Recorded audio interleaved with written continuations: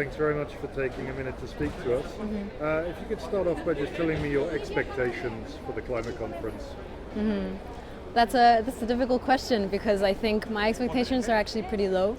For the negotiations, I think that many countries are set in their viewpoints, and I don't see, if in 20 years we haven't been able to come to a just, fair agreement that is in line with what science is telling us and demanding us to do, I'm not sure that in the next 12 days we will be able to, but I still think that there are small aspects that we can push for. I still think that despite the bleak future, it's important for youth to have a strong voice.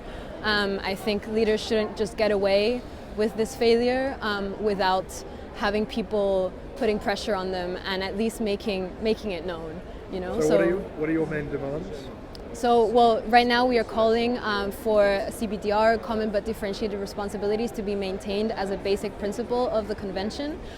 We think that it's appalling that countries are trying to push out a principle that has defined the UN climate negotiations for the last 2 decades and it's a principle that continues to be present, continues to be relevant to today's world, unlike what the US and other countries are trying to push.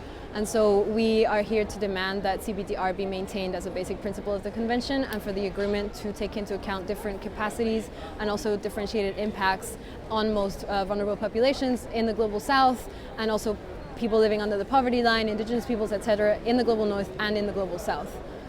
Great. And finally, what is your message to people out there following the COP? My message, I think I have several messages, but my message I think would be that I think despite the bleakness and despite the fact that it might seem sort of like there's no hope to some extent because the negotiations can be so incredibly frustrating, I think that hope lies within us. I think that change lies within us, and I think that it's our responsibility and it's our role, and we should also enjoy that role and take pride in that role of being people that can actually implement the changes that governments just aren't willing to do. Maria, thanks very much for taking time to speak to us. Thank you. Thank you.